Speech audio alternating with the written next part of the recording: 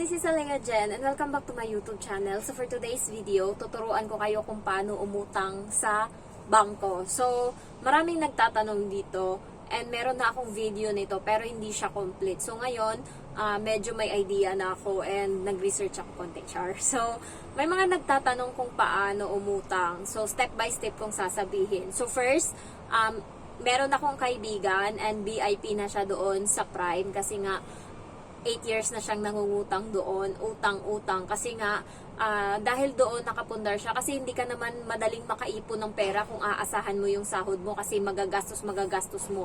Ganan yung nangyayari sa akin kasi nga, gusto ko sana na ipunin na lang sana bago magpagawa ng bahay. Kaso nga lang, kapag kinukupitan ba, yung mama ko, kada padala ko, hindi niya inuubos ng bili ng materyales. So, minsan, yung inuutos ko sa kanya, bilhin yung 3/4 na plywood, yung binili 1/4. So, hindi naman magagamit yung plywood. So, parang kaya ginawa ko, umutang ako isang bagsak kong pinadala para andun mismo yung magagawa. So, alam niya kung anong gagawin. Alam niya yung iuutos niya dun sa mama ko kung ano bibilhin. So, malaking pakinabang din yung buo mong nahahawakan yung pera kasi naiipundar mo. Pero pag paunti-unti yung kada sahod, nakukupitan siya and the rest is pag alam nilang may pera ka, hindi ka titigilan. So, yung kaibigan ko, marami na siyang napundar dahil doon gumanda-ganda konti yung buhay ng mama niya kasi nga nakabili sila ng sasakyan pandagat, yung pangkuha ng isda, napagawa niya yung bahay, napaaral niya yung mga kapatid niya kasi siya yung panganay. So, ngayon, sasabihin ko sa inyo kung paano. So, ang ginawa ko nung una, sinabihan ko yung kaibigan ko na matagal niya na akong sinasabihan pero nga nagkaroon lang ako ng lakas nung nag-hiking kami and then sabi ng isa kong kaibigan na may utang din sa Prime, umutang ka na kasi nga sabi nila yung iPhone 14 Pro Max, yun kasi yung dream phone ko, yung purple. So, sabi niya, umutang ka na, mura na lang yun ngayon sa Fortress, yung iPhone 14, parang mga nasa 6,900 na lang. 6,900 sa or 7,000. Gustong gusto ko yun, favorite ko yun. So, sabi ko kay Tina, sige, samahan mo ako or sige, mo ako, pautangin ako ng Prime, ilakad mo ako.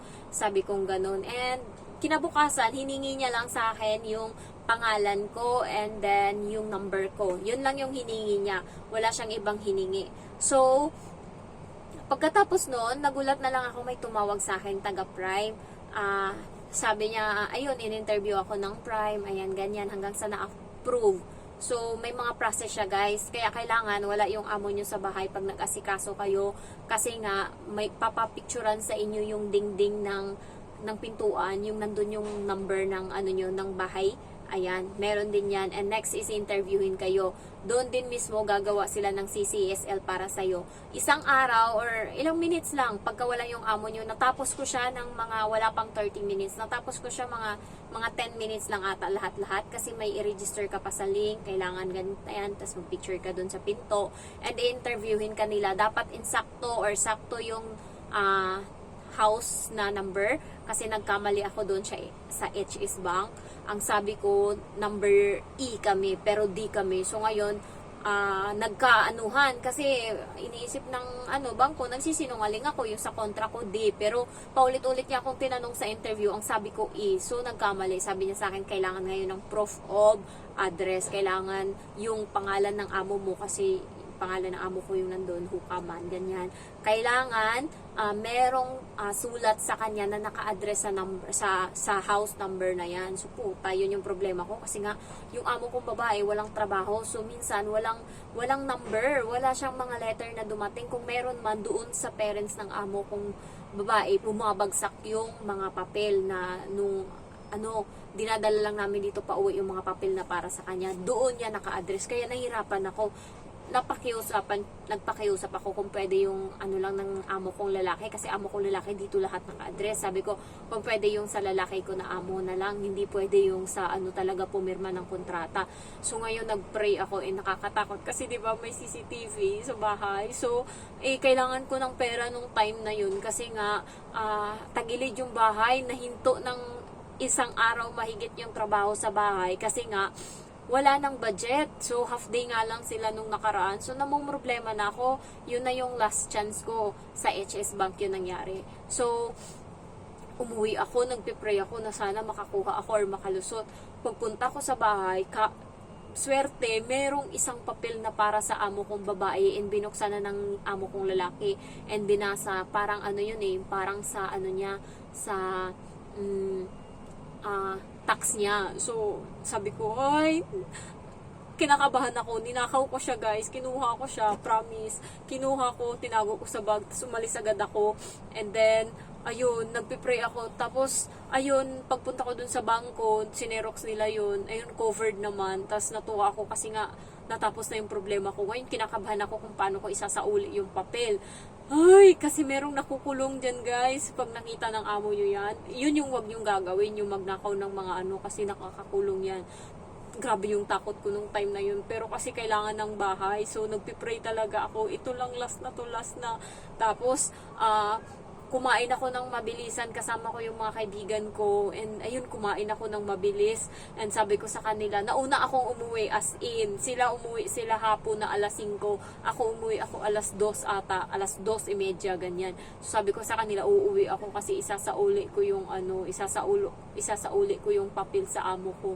So, yun, sinauli ko yung papel pag uwi. Puta talaga, grabe yung takot ko kinabukasan. Tinitignan ko yung mukha ng amo kong babae kung merong nagbago, merong nakasimangot. Tapos, thankful naman ako kasi wala, parang hindi niya tinignan. So, pero tinitignan niya yan guys kasi nung nakaraan, pero nung time na yun hindi siguro, buti na lang. Kasi nung nakaraan, kumain sila ng avocado, tapos yung mga mangkok nakatihaya lang dyan sa may mesa. Tapos nung nakita ko paglabas ko, pinangkukuha ko, nilagay ko sa kusina, nilagyan ko ng mga tubig kasi nga naninigas yung avocado, mahirap kunin. Tapos ngayong tanghali, paglabas ko kasi kumain ulit sila ng avocado, wala na sa mesa yung mga mangkok, dinala na ng amo kong babae dun sa kusina, pinaglalagyan niya ng tubig lahat para hindi manigas yung avocado. So nakita niya yung ginawa ko nung nakaraan, sinunod niya ngayon. So ibig sabihin, tinitignan niya ako kapag naiiwan kasi ako, maalis silang maaga. Kapag Sabado ako, natutulog pa ako dito sa kwarto. So, paglabas ko, ayun na, ginagawa ko. Kaya, nakakatakot, wag yung kaya i-secure nyo na yung yung tama kung ano yung nasa kontrata nyo, tama doon sa in-interview sa inyo. And yung Hong Kong ID, kailangan yan. Guys, nagsabi ako nung nakaraan na kapag may Hong Kong ID, pwede ka nang mangutang. Mali pala yun. Kasi nga, akala ko, yung mga Hong Kong ID kasi, dumadating kasi yan sa amin 4 months. Meron akong isang subscriber na 2 months pa lang siya dito, dumating na yung Hong Kong ID niya. So ngayon, hindi niya rin sinabi sa akin na 2 months pa siya. Akala ko matagal na siya kasi dalawa silang ini-interview ko about sa pag-uutang. Yung isa is 9 months na. So iniisip ko, 9 months na siya. Tapos biglang nung tinawagan na siya ng Prime, sinabi niya dun sa kaibigan ko na 2 months pa lang pala siya dito sa Hong Kong. So, nire-check siya ngayon ng Prime kasi nga, ang kailangan is 4 months. So, nagkamali ako dun. Kailangan 4 months and may Hong Kong ID. Ayun yung nire-reason out niya ngayon sa kaibigan ko. Nasabi ko nga daw, kapag may Hong Kong ID is pwede nang umutang. Sa public, ganun. Pwede. Kasi yung kaibigan ko sa public, pa lang, June kami dumating dito. July, guys, na-release yung Hong Kong ID niya, diretso agad siya sa public, nakakuha siya.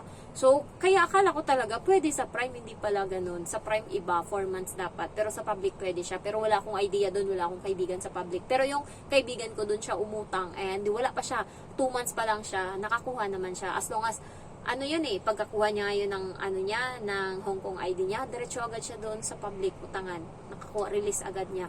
Kaya alam ko talaga pwede, tas sa Prime hindi pala ganun. Next is umutang ako doon sa Prime. Ayun, pinrases siya. Sabi sa akin, magkano yung uutangin mo? Sabi ko, 10,000.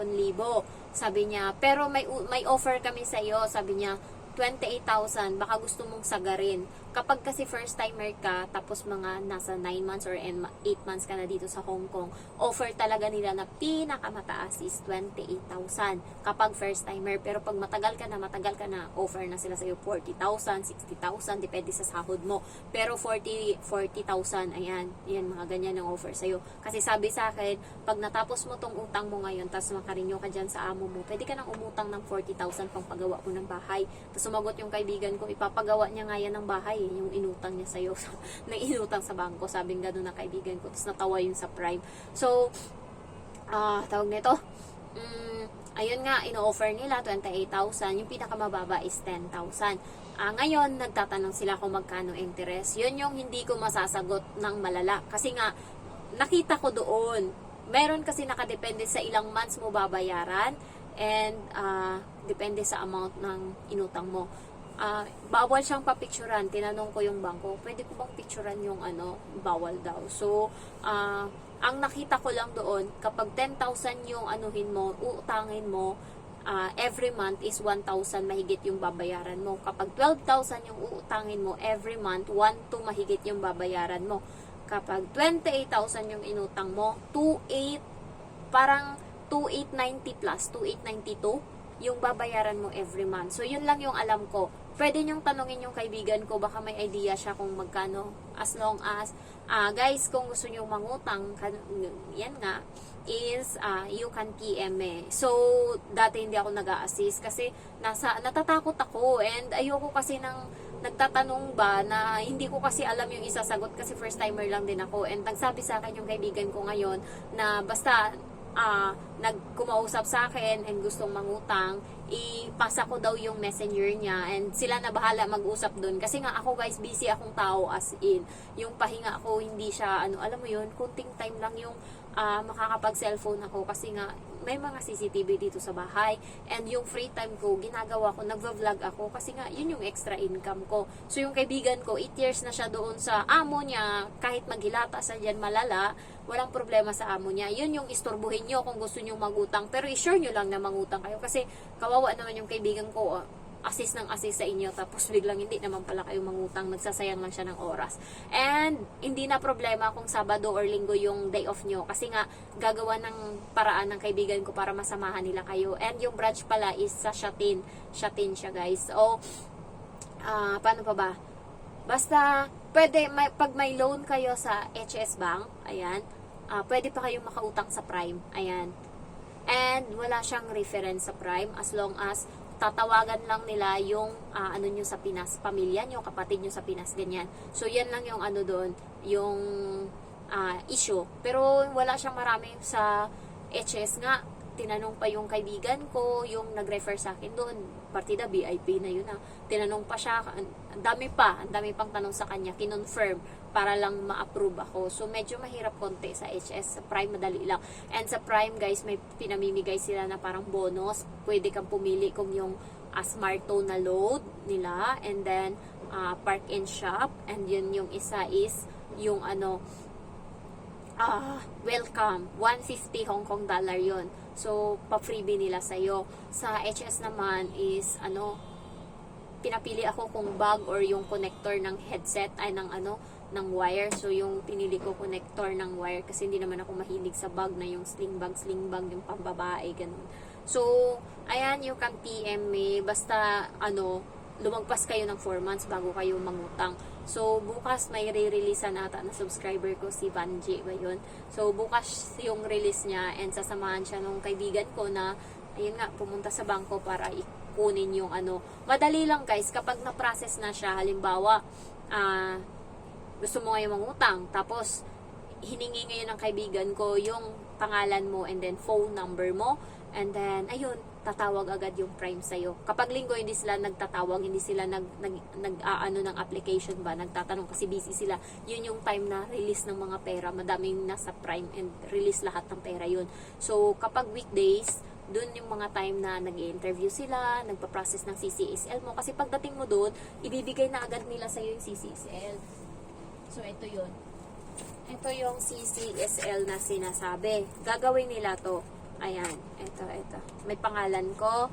And then, kapag uutang ako uli, ito na yung ipapakita ko. Pwede ito siya ipakita sa public and sa Prime kasi isa lang yan sila ng company. Parang sister company sila. Ayan. And then, yung yung kaibigan ko, yung subscriber ko, tinanong siya ng kaibigan niya kasi doon siya sana magpapaprocess. Tinanong sa kanya, picturean niya daw yung passport niya, yung Hong Kong ID. Guys, yan yung hindi nyo pwedeng gawin. Huwag nyong ibigay yung Hong Kong ID and then yung passport nyo, kontrata nyo kahit kaninong kaibigan. Hindi sila nagpapapicture. Yung Prime hindi nagpapapicture nyo. Ang itatanong lang sa'yo ng Prime yung number ng Hong Kong ID mo, and then yung kontrata mo, pangalan ng amo mo, ganyan-ganyan lang. Pero hindi nila papipicturean sa'yo. Hindi ako nagpicture. I think hindi ako nagpicture. So, doon na mismo, ipipresent mo yung mga documents na yan. Doon na mismo sa Prime office. Kaya yung subscriber ko, nagsabi siya niyan, pinagalitan ko siya kasi nga ini-insist niya na hiningi nga ng kaibigan niya daw. Sabi ko, huwag kang magpapaloko kasi yun yung gagamitin niya. Baka mangutang siya, pangalan mo yung nandyan. Ayun yung sabi ko. So, ayun guys, huwag kayong basta yung Prime, alam ko nagtatanong lang yan ng mga information lang, pero hindi nang hihingi ng picture. Ayan, so kung gusto nyong mangutang, PM me, andun sa spam. Pero i-assist ko kayo, okay? Ililipat ko kayo kasi hindi ako yung makikipag-usap sa inyo. Basta pagsabi lang kayo sa akin and then ililipat ko kayo na i-PM nyo tong kaibigan ko. Doon kayo magtanong sa kanya, bahala kayo doon, istorbuhin nyo siya. Sinabi ko na sa kanya, bahala ka dyan, istorbuhin ka ng mga subscriber ko. Sabi niya, okay lang, pasa mo lang yung yung Facebook ko. So, okay. Istorbuhin nyo siya doon. Mabait yun siya, Ilongga. Ayan. Ako kasi medyo busy talaga as in. Marami akong mga message sa spam na hindi ko na na-assist kasi nga pagod ako, guys. Gusto kong ma-monetize yung Facebook ko. Gusto kong maano din yung YouTube ko. Alam niyo yun? Ang dami kong gusto. Tas kulang ako sa time. Gusto ko rin manood ng PBB. Gusto kong manood ng mga short movies. Hay, kaya wala talaga akong time. Ayan o. Ayan, sana naintindihan nyo naman. And basta pag nakita ko naman yung comment nyo, mini-message ko naman or chinachat ko naman kayo or nagre-reply naman ako as long as. Ayan, so thank you for watching. And ayan, kapag kasi umutang ka, gaganahan kang magbayad. Kaso akin guys, nakakapagod siya. Kasi nga, dalawa. Tapos natitira sa sahod ko 500 lang. So, ganda na lang talaga natira sa akin pagkatapos ng sahod. So, basta sipagan lang natin and lahat ng pangarap natin magagawa din or din natin, ma-achieve natin yan. So, thank you for watching and I love you all. Bye-bye.